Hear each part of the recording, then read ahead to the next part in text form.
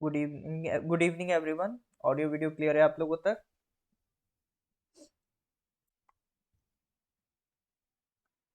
हाँ जी sir.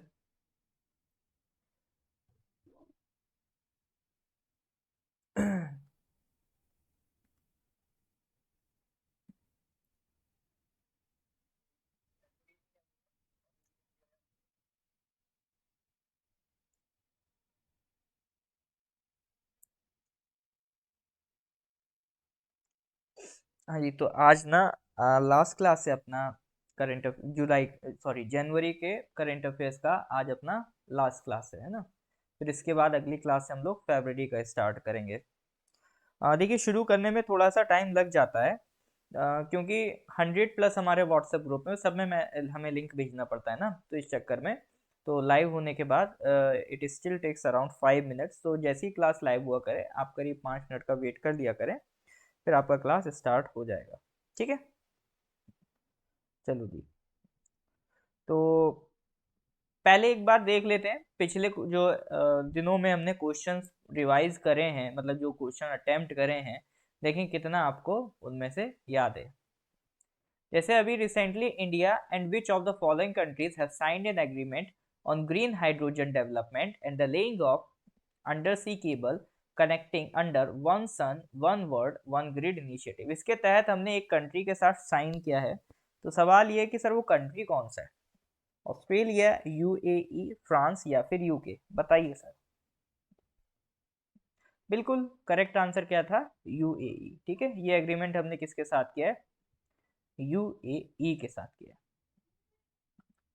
Recently, which of the following ministries has launched the Bharat Prava India along its shores? आसान सवाल है। भारत प्रवाह India along it's shores initiative किसने लॉन्च किया? टूरिज्म मिनिस्ट्री, कल्चर था या फिर कॉमर्स था या फिर शिपिंग था? गुड इवनिंग निमी जी।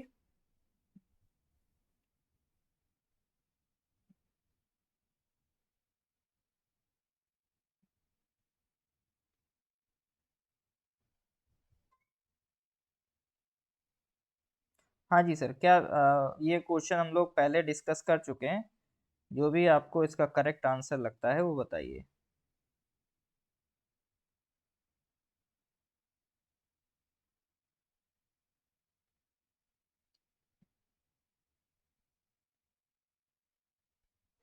तेमिन जी, ऑफलाइन बैच आप ईटानगर में हैं तो कल आ जाइए, कल इंडियन ज्योग्राफी स्टार्ट कर रहे हैं। ठीक है, और आज नाहरलगुन में हमने नया इंडियन ज्योग्राफी स्टार्ट कर दिया है। ठीक है, सुकन्या जी आज आप क्लास नहीं आए थे।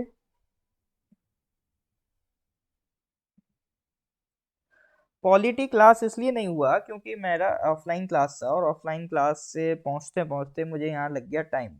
तो इस वजह से 7 PM पे मैं क्लास ले नहीं पाया ना, इस वजह से पॉलिटी क्लास आज ऑफ कर दिया। मैं जस्ट सभी पहुंचा हूँ ना, तो अभी इसीलिए करंट अफेयर्स का अलग क्लास तो ले लिया एटलीस्ट। हाँ जी, तो बिल्कुल सर, क्या आंसर था इसका? Ministry of shipping. ठीक है, मिनिस्ट्री ऑफ शिपिंग था।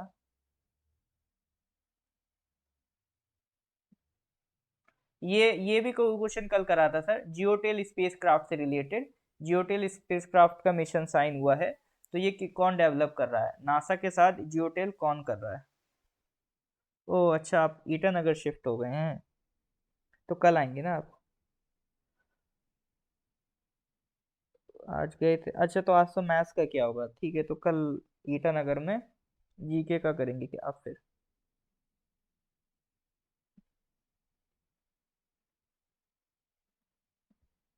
जियोटेल स्पेसक्राफ्ट। ठीक है, जाक्सा, जापान के साथ मिलके कर रहे हैं। तो मेरे ख्याल से 95 हो गया था, क्वेश्चन नंबर 96 डिस्कस कर लिया था, इसका आंसर था चंडीगढ़। तो 96 तक की कहानी सर हम लोग कर चुके थे। इसके आगे बढ़ते हैं सर, आज के क्वेश्चन। आज का पहला क्वेश्चन, क्वेश्चन नंबर 97, ये रहा आपके सामने। Recently, TROPEX 2023 maritime exercise is being conducted by the Indian Navy. It is held once in every how many years? TROPEX जो है इंडियन नेवी की एक्सरसाइज है। पहली बात तो हमें पता चल रही है ट्रॉपेक्स किसकी एक्सरसाइज है? नेवी की। सवाल ये है कि कितने सालों में ये एक्सरसाइज कराई जाती है? बस्ती में नेटवर्क प्रॉब्लम है डेनियल जी। ओके देखिए, डेनियल जी हुए जैसे या और भी लोग हुए जिनका नेटवर्क प्रॉब्लम चल रहा है, तो उनसे मैं रिक्वेस्ट करूंगा इन केस अगर आपको ये नेटवर्क की वजह से दिक्कत दे रहा है तो आप लोग रिकॉर्डिंग देख लिया करिए, है ना। रिकॉर्डिंग क्लास में उतना आपका कंजम्पशन नहीं होता है इंटरनेट का, वो आराम से दिख जाएगा। उसमें फिर वो यूट्यूब में अपलोड हो जाती है, यूट्यूब में एक डाउनलोड नाम का भी ऑप्शन आता है ना, तो वहां से आप डाउनलोड करके रख सकते हैं, तो उसमें फिर आपको बफरिंग वगैरह जैसी चीज़ें देखने को नहीं मिलेंगी, ठीक है। चलो हाँ, तो ये बाई एनियल एक्सरसाइज है, ट्रॉपिक्स जो है बाई एनियल मतलब 2 साल में एक बार, बाई एनियल ये वर्ड ध्यान रखना है, ये वर्ड जहां भी लिखा मिले ना बाई एनियल, बाई एनियल का मतलब है 2 साल में एक बार, वंस इन अ 2 years। एक वर्ड होता है बाई एनुअल, बाई एनुअल का मतलब होता है साल में 2 बार, एक 1 year में 2 times, ठीक है। बाई एनुअल अलग है, एक साल में 2 बार, और बाई एनियल 2 साल में एक बार। तो ये जो ट्रॉपिक्स एक्सरसाइज है ये बाई एनियल एक्सरसाइज यानी 2 साल में एक बार कंडक्ट होती है, ठीक है। इसमें आपका ये मेनली किसकी एक्सरसाइज है, नेवी की एक्सरसाइज है, ट्रॉपिक्स 2023। चलो जी बिल्कुल सही बात, क्वेश्चन नंबर 97 खत्म, अगला आते हैं question number 98। Recently, Union Minister Hardeep Singh Puri inaugurated the demo run of inland water vessel powered by methanol blended diesel, जिसको हम कह रहे हैं MD15, यानी 15% ब्लेंडिंग हुई है, in the Brahmaputra in Guwahati. What is the name of the marine vessel? देखो एक मरीन वेसल मतलब एक शिप है, ठीक है। इनलैंड वाटर वेसल मतलब एक शिप है जिसे ब्रह्मपुत्रा रिवर में चलाया जा रहा है, ठीक है। और वो जो शिप है उसमें जो डीजल है, शिप किससे चलता है, डीजल से, लेकिन ये जो शिप का डीजल है इसमें मिथेनॉल की ब्लेंडिंग कर रखी है हमने, ठीक है। मिथेनॉल को ब्लेंड मतलब मिक्स कर रखा है, मिथेनॉल की ब्लेंडिंग। MD15 का मतलब ये है कि मिथेनॉल को 15% मिक्स कर रखा है, तो जितना भी डीजल है उसमें 15% हमने क्या मिक्स कर रखा है, मिथेनॉल मिक्स कर रखा है, ठीक है। तो ये पूछ रहा है कि MD15 चलो ठीक है उसमें डीजल है, आप ये बताओ उस शिप का नाम क्या है,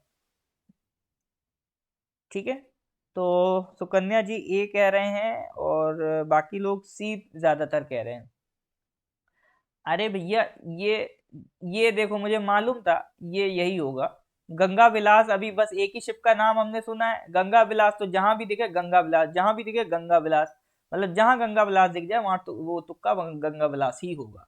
ये भैया गंगा विलास की बात नहीं हो रही है, और भी शिप चलते हैं, ठीक है। और ये क्रूज शिप नहीं है ना, तो और भी बहुत सारे शिप चलते हैं, तो ये क्रूज शिप की बात नहीं हो रही, वो अलग है, गंगा विलास अलग ही अलग है, ठीक है। गंगा विलास अलग चीज है। अब लगाओ गंगा विलास के अलावा गंगाधर लगा दो, गंगाधर ही शक्तिमान है, ले तुक्का सही भी हो गया, मेरा तुक्का सही हो गया, SB गंगाधर, ठीक है। तो शिप का नाम तो है SB गंगाधर, ठीक है। शिप इतना इंपॉर्टेंट नहीं है, यहां से मेरे को मिथेनॉल इकोनॉमी के बारे में आपसे बात करनी थी। ये मिथेनॉल इकोनॉमी है क्या? देखो अब जो डीजल होता है, पेट्रोल होता है, यानी जो फ्यूल होता है, ठीक है, हमारा फ्यूल, उसे हम गैसोलीन भी कहते हैं। अमेरिका में वर्ड यूज होता है गैसोलीन, इंडिया में यूज होता है फ्यूल। तो ये दो तरह के हैं आपका, हम लोग क्या यूज करते हैं गाड़ियों में, पेट्रोल यूज करते हैं या फिर डीजल यूज करते हैं। अब इनको हम इंपोर्ट करते हैं, ठीक है। ऑयल, क्रूड ऑयल इंपोर्ट होता है, फिर उसे रिफाइन किया जाता है, फिर हम उससे पेट्रोल बनाते हैं, डीजल बनाते हैं। तो इसके लिए हमें ऑयल इंपोर्ट करना पड़ता है। जब हम इंपोर्ट करते हैं तो हमें पैसा बहुत ज्यादा, अपना रुपया खर्च करना पड़ता है, तो इससे हमारी इकोनॉमी पे बहुत ज्यादा बर्डन क्रिएट होता है। तो इस वजह से अब हम किस पे फोकस कर रहे हैं, बायोफ्यूल पे। बायोफ्यूल का मतलब जैसे फॉर एग्जांपल ये हमने मीथेनॉल लिया, मीथेनॉल लिया या फिर इथेनॉल लिया, तो इनको हम क्या करते हैं, इनको मिक्स कर देते हैं जो कन्वेंशनल फ्यूल है, ठीक है, पेट्रोल डीजल के साथ हम इसे मिक्स कर देते हैं। तो जैसे जहां पर मान लो 100 लीटर फ्यूल की जरूरत है, तो हम क्या करेंगे, 15 लीटर मान लो मिथेनॉल ले लिया, 85 लीटर बस फ्यूल खर्च करेंगे। तो एटलीस्ट ये 15% तो हम बचा रहे हैं ना। तो जितना भी फ्यूल का रिक्वायरमेंट है हमने उसमें मान लो अगर 15% बायोफ्यूल अरेंज कर दिया, तो अब हमें जहां पर पहले 100% इंपोर्ट करना पड़ रहा था, अब हमें सिर्फ 85% ऑयल इंपोर्ट करना पड़ेगा। 15% हम उसकी जो जरूरत है बचा सकते हैं, और जितना हम इंपोर्ट कम करेंगे उतना ही हम अपनी इकोनॉमी को और मजबूत कर पाएंगे। दूसरा ये कि मिथेनॉल और इथेनॉल मिक्स करने से जो कार्बन एमिशन है वो कम हो जाता है, तो इन्वायरमेंट के लिए भी फायदा है। ठीक है, इसीलिए तो गवर्नमेंट क्या है, मिथेनॉल इकोनॉमी को प्रमोट कर रही है। तो नीति आयोग इसमें प्लानिंग बनाता है कि किस तरह से मिथेनॉल इकोनॉमी को बढ़ाया जाए। तो मिथेनॉल जो है एक low carbon hydrogen carrier fuel है।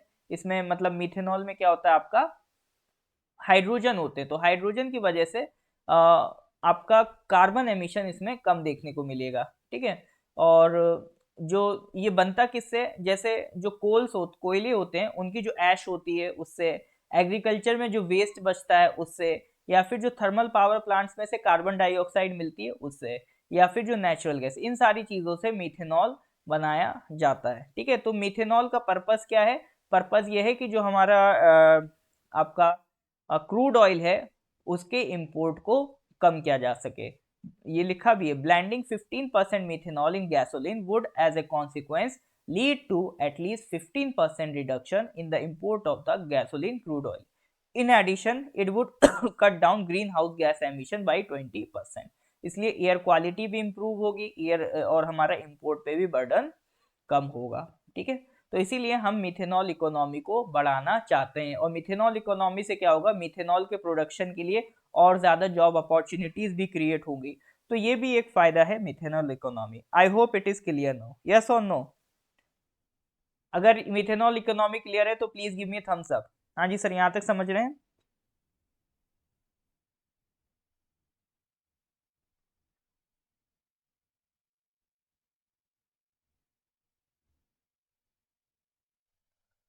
आलम यूली जी, ऐसा नेटवर्क स्लो होने की वजह से कभी कभी हो जाता है ना।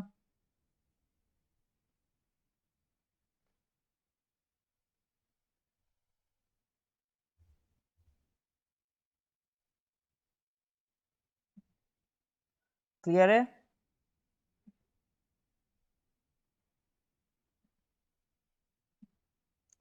ओके सर, चलो ये हमने बात कर ली मिथेनॉल इकोनॉमी से रिलेटेड। क्वेश्चन नंबर 99 पे आप आ जाओ। Which of the following platforms have been launched by the government of India to digitize India's universal immunization program? Alvin, Covin, Uvin, Mvin। देखो, कोरोना वायरस की जब सरकार ने वैक्सीन दी, Covid 19 की गवर्नमेंट ने जब वैक्सीनेशन कराया, तो उसके लिए एक डिजिटल प्लेटफॉर्म क्रिएट किया गया, कोविन। तो इसमें क्या होता था, आपकी जो भी वैक्सीनेशन की डिटेल्स थी, आप जब भी वैक्सीन लगवाओगे तो आपकी सारी डिटेल्स, कि आपने कितनी बार वैक्सीन लगवा ली, एक बार दो बार, कब वैक्सीन लगवाई, कहाँ पर वैक्सीन लगवाई, वैक्सीनेशन का सर्टिफिकेट, तो ये सारी चीजें आपको किसी ऑफिस से नहीं लेना पड़ा इसके लिए, और इवन अपॉइंटमेंट वगैरह भी वैक्सीनेशन के लिए, तो एक सिंगल प्लेटफॉर्म गवर्नमेंट ने क्रिएट कर दिया था, कोविन। ठीक है, तो वहां जाके आप ये सारा डेटा एक्सेस कर सकते हैं ना। तो इसी तरह से ये देखो, मतलब कोविन सुना है तो कोविन ही लगाएंगे क्या। ये यूनिवर्सल, मतलब ये इसीलिए कोविड 19 समझा रहा था कि कोविन प्लेटफॉर्म कोविड कोविड 19 के लिए बनाया गया था। इसी तरह से जो यूनिवर्सल इम्यूनाइजेशन प्रोग्राम है इसके लिए अलग प्लेटफॉर्म बनाया गया है। मतलब एलविन, यूविन, एमविन, इन तीन में से कोई एक आंसर होगा। मतलब गजब तुक्के लग रहे हैं आज। तो इसी तरह से एक यूनिवर्सल इम्यूनाइजेशन प्रोग्राम जो है सरकार का, इसके तहत सरकार 12 डिसीजेस के अगेंस्ट वैक्सीनेशन प्रोवाइड करती है। ठीक है, तो उसके लिए भी एक सरकार डिजिटल प्लेटफॉर्म बना रही है, जहां पर आप जितनी भी वैक्सीन लगाते जाओगे सारी डिटेल्स आपकी वहां पर अवेलेबल होती जाएंगी, है ना। तो सरकार को भी पता रहेगा कि वैक्सीन आपकी कहां तक पहुंच चुकी है। तो ये प्लेटफॉर्म का नाम है, चूंकि वो यूनिवर्सल इम्यूनाइजेशन प्रोग्राम है, तो उसका यू उठा लो, तो ये बन गया सर आपका यूविन। ठीक है, तो इसका नाम क्या है, यूविन। तो पहले इसको जो यूनिवर्सल इम्यूनाइजेशन प्रोग्राम है, ठीक है, इसको पहले एक्सपेंडेड प्रोग्राम ऑफ इम्यूनाइजेशन कहते थे, फिर बाद में इसका नाम चेंज कर दिया गया। ठीक है, पहले 6 डिसीजेस के अगेंस्ट ये वैक्सीन आपको दी जाती थी। ठीक है, छह, हाँ सॉरी, हाँ, 6 डिसीजेस के अगेंस्ट वैक्सीन ये दी जाती थी, diphtheria, pertussis, tetanus, polio, measles और ट्यूबरक्लोसिस। ठीक है, तो पहले इंडिया में इसका नाम क्या था, एक्सपेंडेड प्रोग्राम ऑफ इम्यूनाइजेशन। फिर बाद में से RCH program, reproductive and child health program का कंपोनेंट बनाया गया। फिर बाद में जो हमारा नेशनल हेल्थ मिशन है उसके अंडर इस प्रोग्राम को डाल दिया गया। तो इसका पर्पस क्या है यूनिवर्सल इम्यूनाइजेशन प्रोग्राम का? जो बच्चे हैं, इन्फेंट्स हैं, जो चिल्ड्रन हैं और जो प्रेग्नेंट वीमेन हैं, इनको वैक्सीनेशन प्रोवाइड करना। पहले 6 डिसीजेस के अगेंस्ट हम प्रोवाइड करते थे, अब हम 12 डिसीजेस के अगेंस्ट वैक्सीनेशन प्रोवाइड करते हैं। ठीक है, बच्चे हुए, चिल्ड्रन हुए, प्रेग्नेंट विमेन हुई, इनको वैक्सीनेशन प्रोवाइड करना है 12 डिसीजेस के लिए।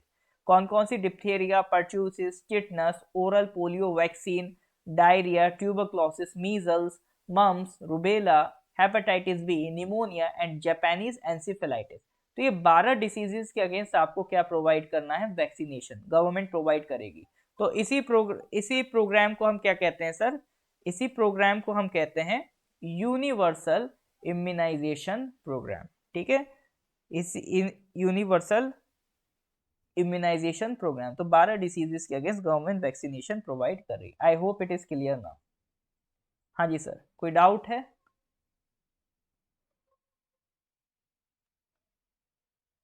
कोई डाउट है सर यहाँ तक?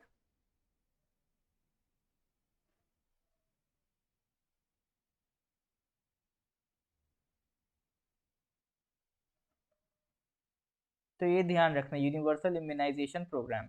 अभी रिसेंटली सरकार ने एक मिशन इंद्रधनुष भी चलाया था, यूपीएससी में इस पे सवाल भी आया, मिशन इंद्रधनुष किससे रिलेटेड है? तो मिशन इंद्रधनुष इसीलिए चलाया गया था ताकि इस प्रोग्राम को और ज्यादा रैंप अप, स्पीड अप कर सके सरकार, यूनिवर्सल इम्यूनाइजेशन प्रोग्राम। तो जितना भी आपका वैक्सीनेशन होता जाएगा वो सारी डिटेल एक प्लेटफॉर्म पे डाल दी जाएगी। उस प्लेटफॉर्म का नाम रखा गया है यूविन। I hope it is clear now. समझ रहे हैं सर कि नहीं समझ रहे हैं?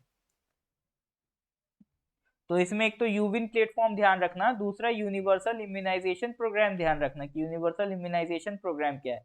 तीसरा एक मिशन इंद्रधनुष भी अगर याद कर पाओ तो कर लेना, बढ़िया रहेगा। मिशन इंद्रधनुष भी इसीलिए बनाया गया था ताकि आप ये स्पीड अप कर सको, क्या कहते हैं, इम्यूनाइजेशन का प्रोग्राम। ठीक है।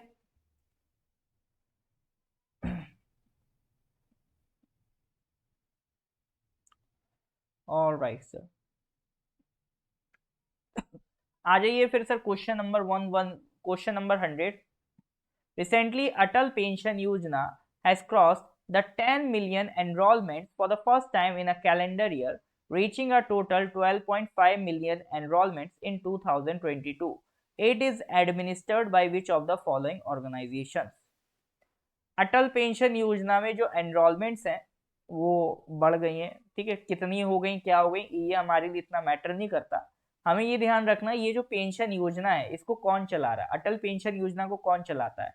IRDAI, नाबार्ड, PFRDA या RBI? ये थोड़ा सा आसान सवाल है, थोड़ा अगर अपना एप्टीट्यूड लगाएंगे, थोड़ा लॉजिक लगाएंगे तो इसका आंसर आप इजीली दे पाएंगे। हाँ जी सर बताइए।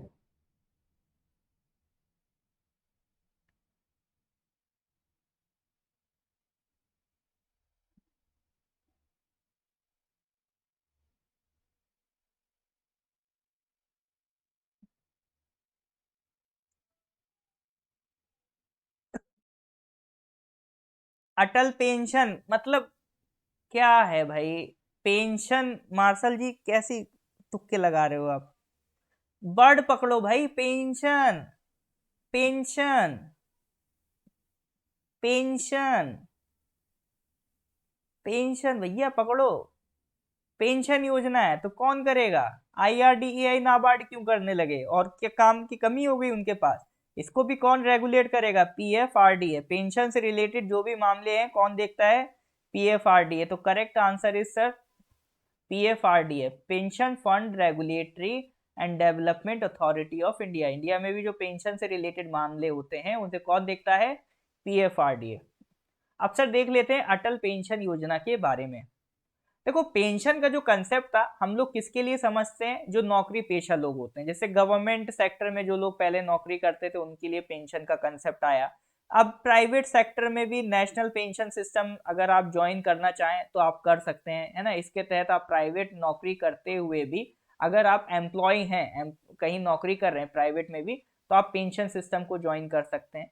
लेकिन गवर्नमेंट हो या प्राइवेट हो, ये जो पेंशन सिस्टम था पहले सिर्फ और सिर्फ ऑर्गेनाइज सेक्टर के लिए अवेलेबल था। ऑर्गेनाइज सेक्टर का मतलब क्या होता है? ऐसा सेक्टर जहां पे जिस जो अर्निंग मेंबर है, मतलब जो पैसा कमाने वाला है, उसका एक रजिस्ट्रेशन होता है, प्रॉपर एक सिस्टमेटिक तरीके से उसको पैसा मिलता है। तो जो भी सैलरी वाले लोग होते हैं, है ना, तो वो किस सेक्टर के कहलाते हैं? ऑर्गेनाइज सेक्टर के। यानी उनका पूरा एक प्रॉपर रजिस्ट्रेशन होता है ना, उनकी पूरी डिटेलिंग होती है, उसके बाद उनकी प्रॉपर तरीके से सैलरी आती है। लेकिन एक होता है सर, और उनका डेटा मेन चीज सरकार के पास होता है कि वो बंदा कितना पैसा कमा रहा है ना, कितना उसके इनकम है, ये सारी जानकारी सरकार तक को होती है। लेकिन एक होता है सर हमारी सोसाइटी में अनऑर्गेनाइज सेक्टर, जैसे लेबर क्लास, है ना, उनको तो सर उनका कोई रजिस्ट्रेशन नहीं है, वो तो दिहाड़ी पे काम कर रहे हैं। आज एक जगह कॉन्ट्रैक्ट मिल गया, आज दूसरी जगह मिल गया, तो वो तो दिहाड़ी पे सर काम कर रहे हैं। दूसरा हो गया जो आपने देखा होगा, छोटे छोटे शॉप ओनर्स, है ना, तो जिनका जीएसटी नंबर नहीं है, जो बस किराने की छोटी मोटी दुकान अपना खोल के अपना घर चला रहे हैं, जिनकी डिटेलिंग सरकार के पास नहीं है। तो इस तरह के अनऑर्गेनाइज सेक्टर के लोगों के लिए पेंशन का कंसेप्ट पहले नहीं था। अब एक लेबर है सर, वो भी तो सर एक दिन बूढ़ा होगा ना। अब जब वो बूढ़ा होगा तो उसको तो कोई पेंशन नहीं मिलेगी जो उसके बुढ़ापे में काम आए। तो इस तरह के अनऑर्गेनाइज सेक्टर में काम करने वालों के लिए सरकार एक नई पेंशन योजना लाई, जिसे कहते हैं अटल पेंशन योजना। 2015 में इसे लॉन्च किया गया था, है ना, to provide social security for the people working in an unorganised sector, as people working in such sector mainly belong to a low income group. तो अगर 18 से 40 इयर्स के बीच अगर किसी की एज है, ठीक है, और उसके बाद कोई सेव बैंक अकाउंट है या पोस्ट ऑफिस में कोई सेविंग बैंक अकाउंट है, तो वो इस पेंशन योजना को ज्वाइन कर सकता है। ठीक है, इसके अलावा इसमें कुछ पैसा अब देखो, इसकी कोई सैलरी तो है नहीं जो उसकी सैलरी से कुछ पैसा कटता रहे। तो जो भी पर्सन इस पेंशन स्कीम को ज्वाइन करेगा, तो कुछ पैसा उस पर्सन को लगाना पड़ेगा, और उसके हिस्से का कुछ पैसा गवर्नमेंट भी कंट्रीब्यूट करेगी। तो ये दोनों मिलके उसका पैसा एक जगह सेव रखेंगे, ताकि जब वो रिटायर होगा 60 साल के बाद, उसको पेंशन के तौर पे ये पैसा प्रोवाइड किया जाएगा। ठीक है, तो 5 साल तक आपको पैसा जमा करना है। ये उनके लिए है जिनको ऑलरेडी कोई सोशल सिक्योरिटी स्कीम नहीं मिल रही है, और जो इनकम टैक्स पेयर्स नहीं होते हैं, ये स्कीम उनके लिए है। ठीक है, इसमें आपको मिनिमम 1000 से लेकर 5000 पर मंथ तक की पेंशन अवेलेबल कराई जाती है ना। और अगर मान लो उस पर्सन की डेथ हो गई, तो उसका जो भी स्पाउस होगा, अगर वो मेल है तो उसकी वाइफ को, वो फीमेल है तो उसके हस्बैंड को वो पैसा मिलता रहेगा। ठीक है, और अगर जब वो दोनों की डेथ हो जाए, मान लो उसके स्पाउस की भी डेथ हो जाए, तो उनके जो बच्चे होंगे या फिर उनके जो नॉमिनी होंगे, जनरली हर कोई अपने बच्चों को ही नॉमिनी बनाता है, तो जो उनके नॉमिनी होंगे, तो उनको जितना उनके पास पैसा बचा होगा, एज 60 तक जितना पैसा एक्यूमुलेट हुआ होगा, वो सारा पैसा उनके नॉमिनी को प्रोवाइड करके उनका खाता बंद कर दिया जाएगा। ठीक है, तो that is your Atal pension Yojana. I hope it is clear now. तो मेन चीज ये ध्यान रखना, अटल पेंशन योजना सर किसको टारगेट करती है? अनऑर्गेनाइज सेक्टर को टारगेट करती है। देखो, जब भी सरकारी स्कीम पढ़ो तो सबसे पहले ये देखो ये किस तरह की ऑडियंस को टारगेट कर रही है ये स्कीम। ठीक है, तो आपको वो स्कीम याद रखने में काफी हेल्प मिलेगी। तो ये किसको टारगेट कर रही है सर? अनऑर्गेनाइज सेक्टर को टारगेट कर रही है। समझ पा रहे हैं कि नहीं समझ पा रहे हैं? कोई डाउट तो नहीं है? क्लियर है तो please give me a thumbs up. हाँ जी सर, कोई डाउट है तो बताइए, अगर क्लियर है तो give me a thumbs up. NITI Aayog होता तो श्योर तुक्का था। हाँ, नीति आयोग में चलो हम मान लेते एक बार आप लगा दो, लेकिन मतलब यहाँ साफ साफ दिख रहा है पेंशन पेंशन पेंशन, फिर भी गलती है। चलो कोई नहीं। नहीं मार्शल जी, ये पहुंचती है, ये पहुंचती है। अब देखो, अब वो टाइम नहीं रहे। अब आज के टाइम में प्रॉब्लम क्या, अवेयरनेस नहीं है हमारे पास। अगर अवेयरनेस है तो स्कीम्स काम करती हैं। क्योंकि पहले क्या होता था ना, पहले स्कीम सरकार ने निकाली, अब वो पैसा आपको किसी बाबू के जरिए मिलेगा तो उसको खिलाना पड़ता था। अब क्या, अब डायरेक्ट बेनिफिट ट्रांसफर है। आपने स्कीम ज्वाइन करी, स्कीम ज्वाइन करने के बाद डायरेक्ट पैसा आपके अकाउंट में आता है, तो इतनी दिक्कत है नहीं। मेन चीज अवेयरनेस की दिक्कत है ना, एक बार अवेयरनेस हो जाए फिर कोई दिक्कत नहीं है, फिर तो फायदा करेगी। तिमिन जी क्या हुआ, आंसू आ गए? हाँ जी, कोई डाउट है यहाँ तक?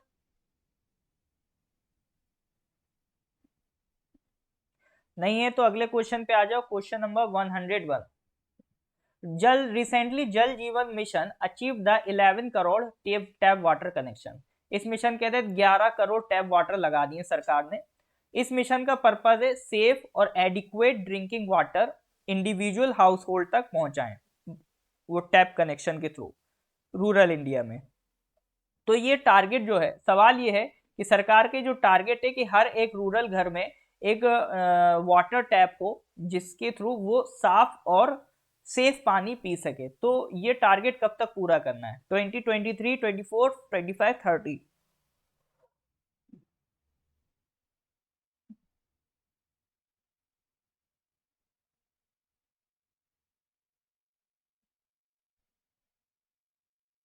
हाँ जी सर, कब तक का टारगेट है? सी।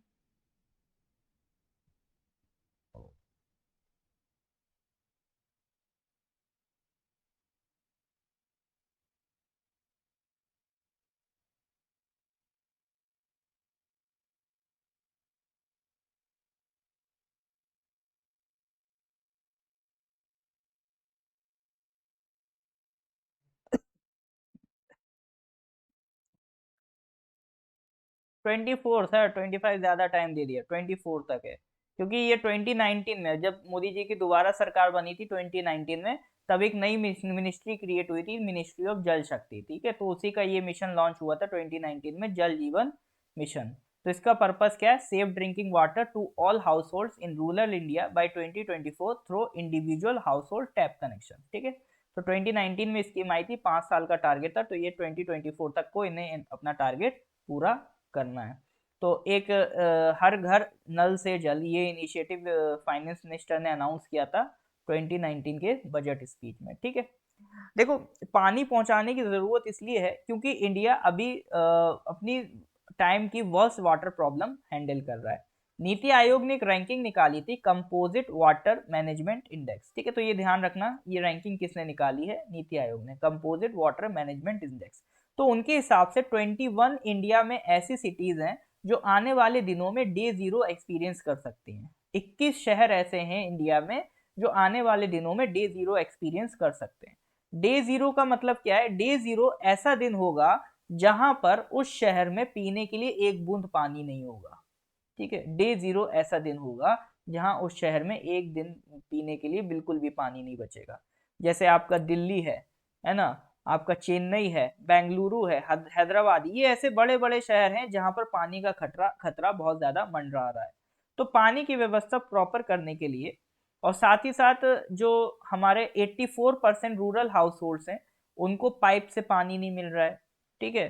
और इसी तरह से 75% रूरल एरियाज ऐसे हैं जिनके पूरे गांव में पानी नहीं है। तो इस तरह की पानी की प्रॉब्लम रिजॉल्व करने के लिए, और डब्ल्यू ने जो एक क्राइटेरिया बना रखा है कि एक इंडिविजुअल पर्सन को पर डे 25 लीटर पानी अवेलेबल होना चाहिए, ठीक है। 25 लीटर्स ऑफ वाटर पर पर्सन पर डे अवेलेबल होना चाहिए। किसका क्राइटेरिया है? डब्ल्यू का। तो इसको पूरा करने के लिए हमने ये मिशन चलाया है, जल जीवन मिशन, ठीक है। इज दैट क्लियर और नॉट? समझ रहे हैं? समझ रहे हैं sir? Give me thumbs up अगर ये जल जीवन मिशन समझ में आ गया, फिर हम आगे बढ़े।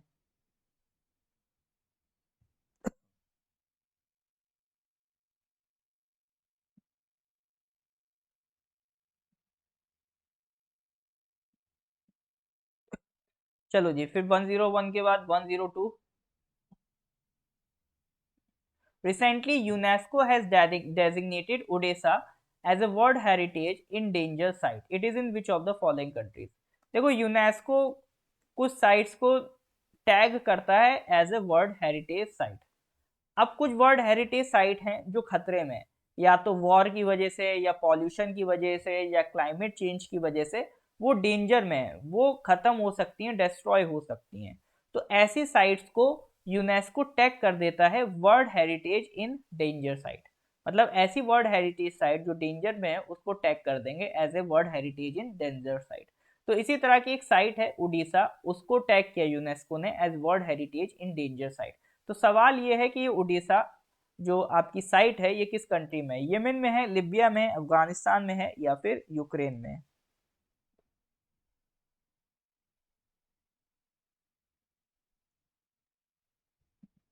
चलो जी, इसमें मैं देख रहा हूँ तुक्का यूक्रेन लग रहा है।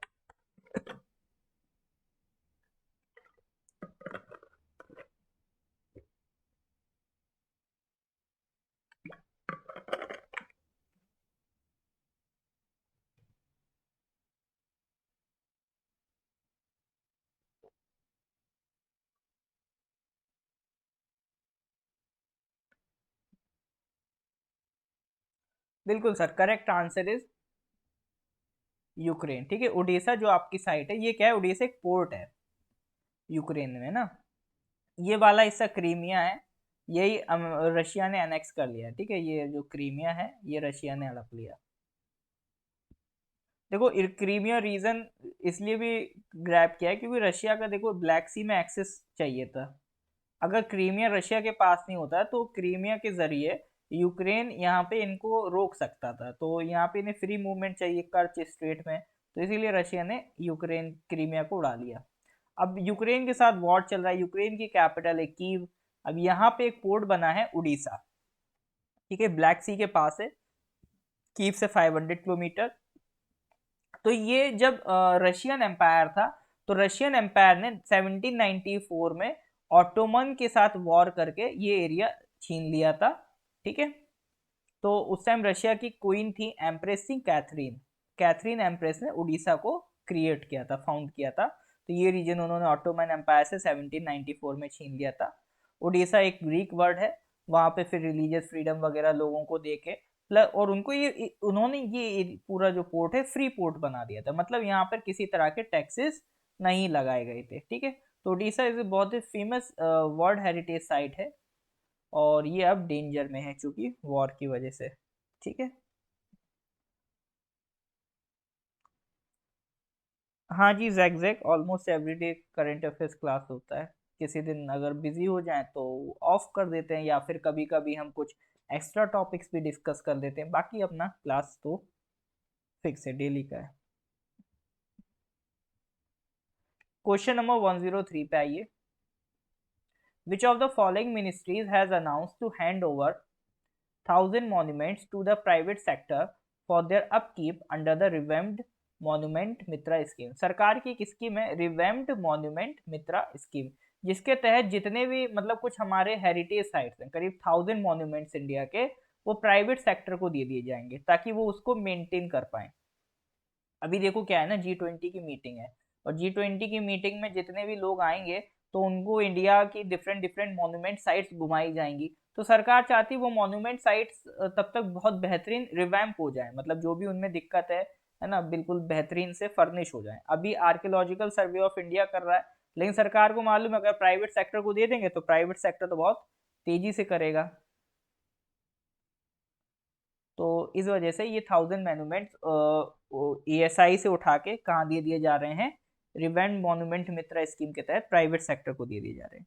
ऐसा नहीं कि वो प्राइवेट सेक्टर के ही हो जाएंगे, प्राइवेट सेक्टर को बस उनका मेंटेनेंस करने को दिया जाएगा। ठीक है, तो ये किस मिनिस्ट्री का काम है, ये कौन सी मिनिस्ट्री ये कर सकती है?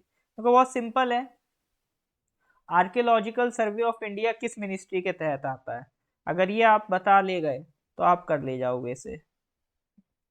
बिल्कुल सर, ये है कल्चर मिनिस्ट्री के अंदर। ठीक है, आर्कियोलॉजिकल सर्वे ऑफ इंडिया आता है कल्चर मिनिस्ट्री के अंदर, और मिनिस्ट्री ऑफ कल्चर ही इस स्कीम को इम्प्लीमेंट कर रही है।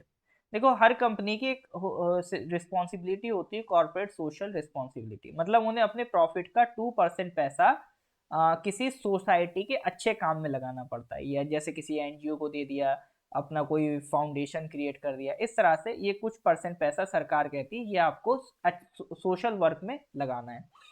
तो इसी सरकार ने कहा ठीक है, क्या सोशल वर्क में लगाओगे, एक काम करो तुम मॉन्यूमेंट्स पकड़ लो, 1,000 मॉन्यूमेंट्स हम तुम्हें पकड़ा रहे हैं, इनको मेंटेन करो, इसमें भी तो तुम्हारा पैसा खर्च होगा, तो जो भी पैसा खर्च होगा वो CSR में हम काउंट कर लेंगे कि हाँ तुमने अपनी कॉर्पोरेट सोशल रिस्पॉन्सिबिलिटी निभा ली है। तो इसके तहत सरकार ने क्या करा, मेंटेनेंस के लिए 1,000 मॉन्यूमेंट्स जो ASI के अंडर में थे, वो किसको पकड़ा दिए, वो पकड़ा दिए सर आपका प्राइवेट इंडस्ट्री को।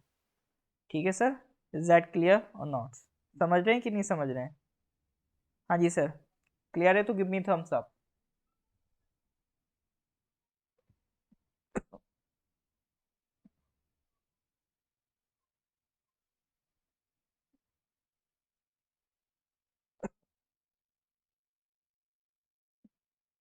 Okay sir. चलो मिठाई चल रही है, अरे कितनी खुशी की बात है। वेल, क्वेश्चन नंबर 104 पे आओ। The 15th BRICS Summit 2023 will take place in which of the following countries? India, China, South Africa या फिर रशिया? बताइए सर।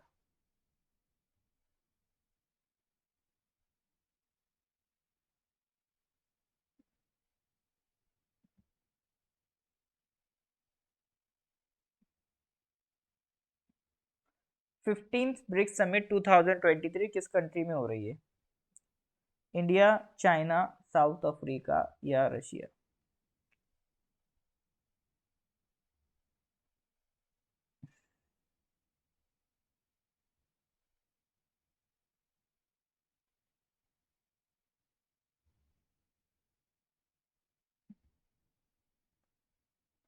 बिल्कुल sir, correct answer is south Africa. तो 2023 15 ब्रिक्स समिट कहाँ हो रही है? आपका साउथ अफ्रीका। ये ब्रिक्स है क्या? ब्रिक्स सर 5 कंट्री का एक ग्रुप है। कौन कौन सी? Brazil, Russia, India, China, South Africa. ये 5 कंट्रीज की अपनी अलग एक ग्रुपिंग है, ये कहलाती है ब्रिक्स।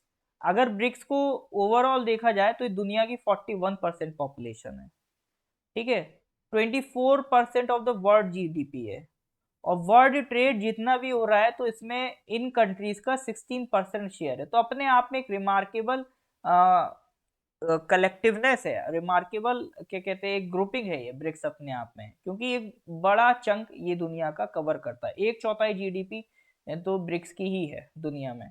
तो ये अपने आप में अगर कोई डिसीजन लेंगे तो वो पूरी दुनिया को इम्पैक्ट करेगा, कहने का मतलब ये, इसीलिए ब्रिक्स एक इम्पॉर्टेंट ग्रुपिंग है। तो ब्रिक्स आपका बना था 2006 में। कुछ लीडर्स में लेते, साउथ अफ्रीका को हटा दो तो ब्राजील, रशिया, इंडिया, चाइना, ये 4 कंट्रीज के लीडर मिलकर इन्होंने बनाया ब्रिक। फिर उसके बाद 2 मीटिंग के बाद 2009 में इसमें साउथ अफ्रीका को भी ऐड कर लिया गया, ठीक है। तो 2 मीटिंग के बाद साउथ अफ्रीका को भी ऐड कर लिया गया। तो जो थर्ड समिट हुई चाइना में, तो उसमें साउथ अफ्रीका भी इसका पार्ट बन चुका था, ठीक है। तो जब साउथ अफ्रीका ने इसको ऐड करा तो ये ब्रिक्स से बन गया ब्रिक्स। इसमें एक चीज ये और ध्यान रखना, ये जो ग्रुपिंग है ये अपनी खुद की एक अलग बैंक चलाते हैं। ब्रिक्स की अपनी अलग बैंक है, एनडीबी, नेशनल डेवलपमेंट बैंक। ये क्यों बनाई गई है? जो ब्रिक्स मेंबर कंट्रीज हैं इनको लोन प्रोवाइड करने के लिए, ताकि ये आपस में अपना डेवलपमेंट और स्ट्रॉन्ग कर सके, ठीक है। तो ब्रिक्स मेंबर कंट्रीज की बैंक है नेशनल डेवलपमेंट बैंक। तो ये ध्यान रखना, ये नेशनल डेवलपमेंट बैंक किसकी है? ये ब्रिक्स वालों की है। Is that clear? हाँ जी सर। समझ में आया तो थम्स अप दीजिए। और बाकी ये बताइए, एनडीबी का हेडक्वार्टर किधर है? नेशनल डेवलपमेंट बैंक्स का हेडक्वार्टर्स किधर है?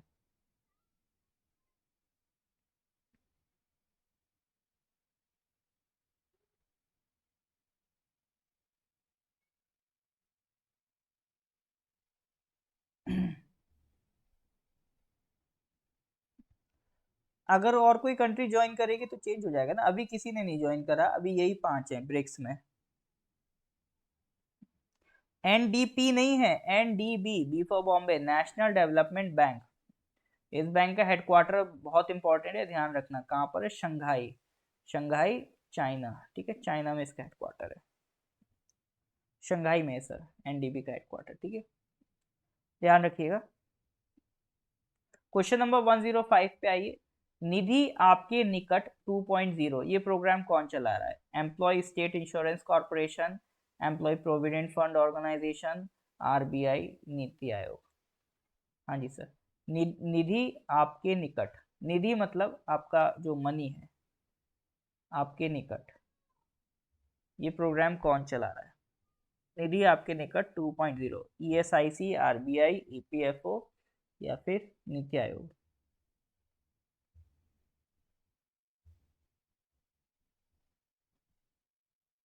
बताइए सर, लगाइए तुक्का।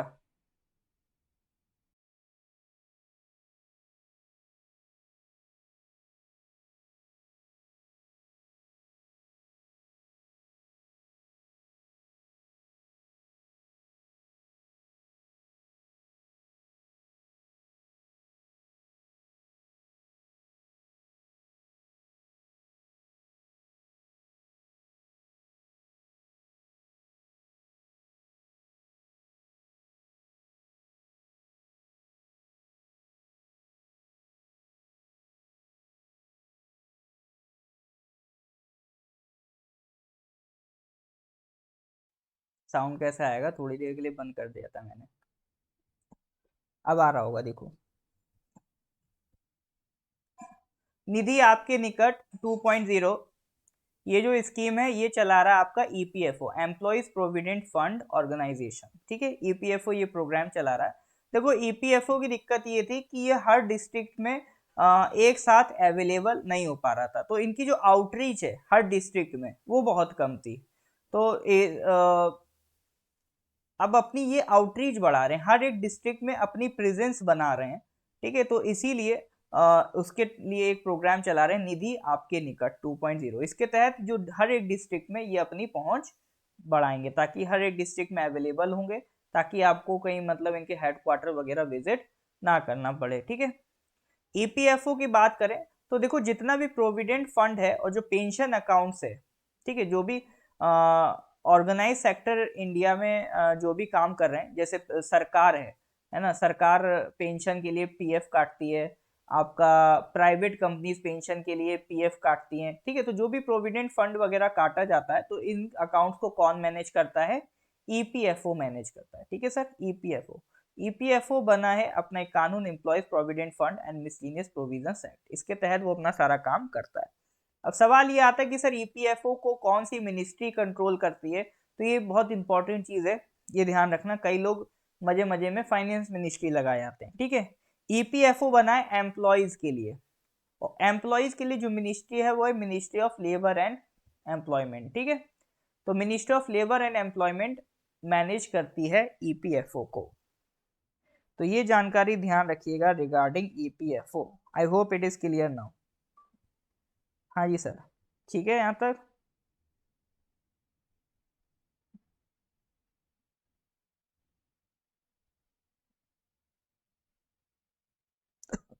चलिए जी, तो ये question number 105। Question number 106 sports से रिलेटेड है।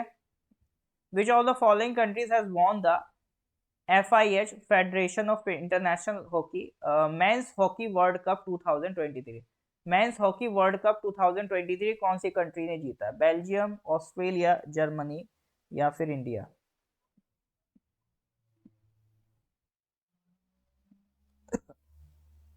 Men's hockey world cup 2023 sir कौन सी कंट्री ने जीता है?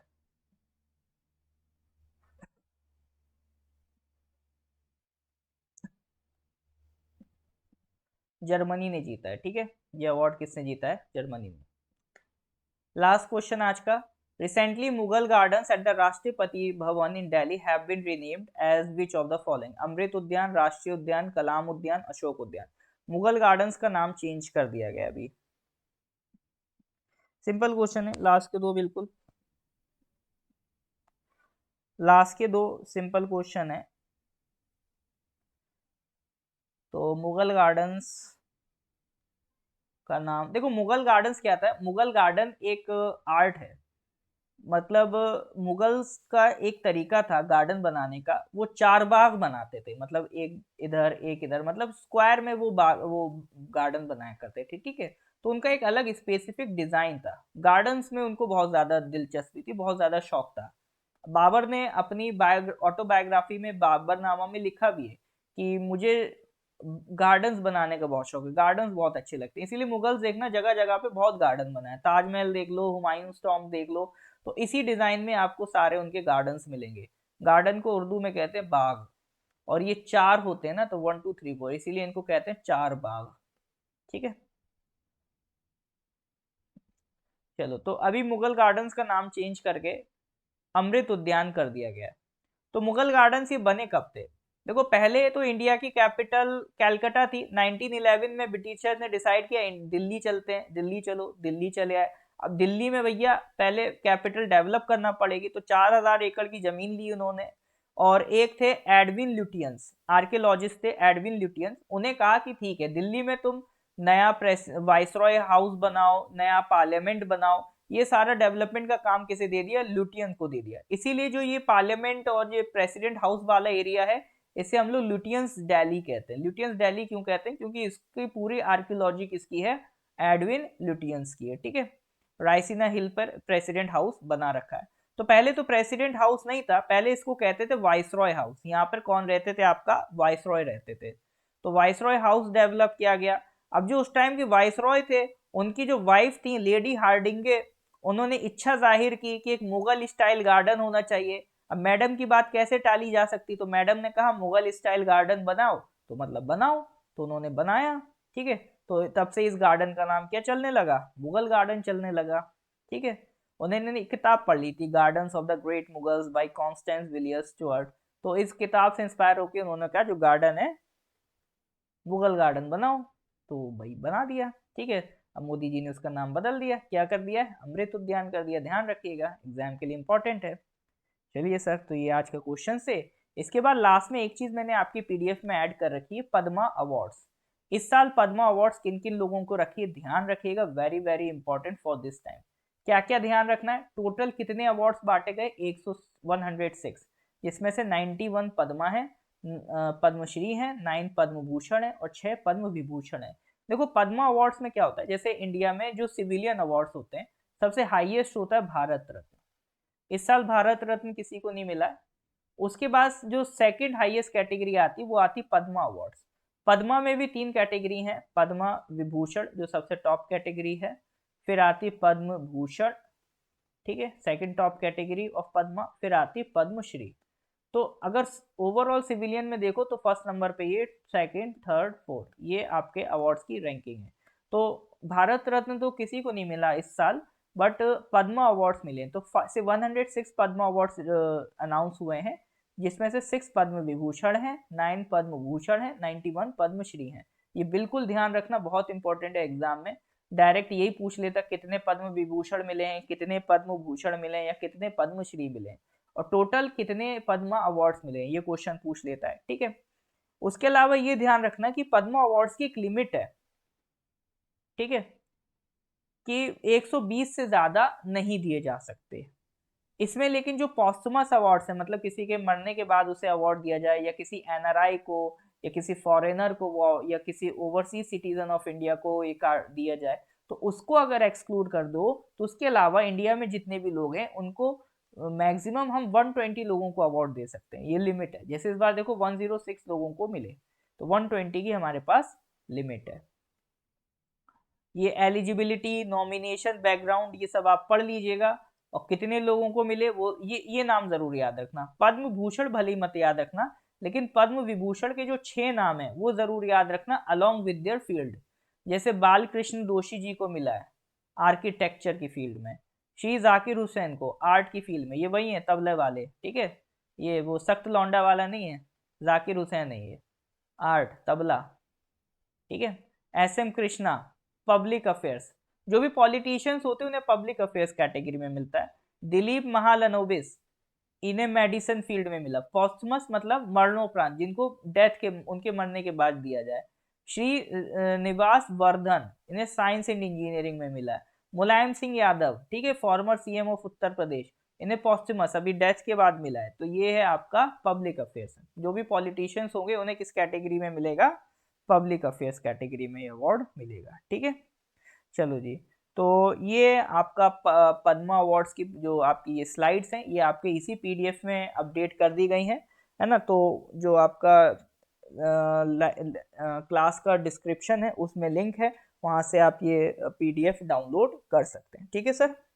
बाकी मैं एक बार लिंक फॉरवर्ड कर दूंगा, जितने भी हमारे व्हाट्सएप ग्रुप्स हैं उसमें मैं लिंक फॉरवर्ड कर दूंगा करंट अफेयर्स की, वहाँ से आप इसको डाउनलोड कर सकते हैं, ठीक है सर।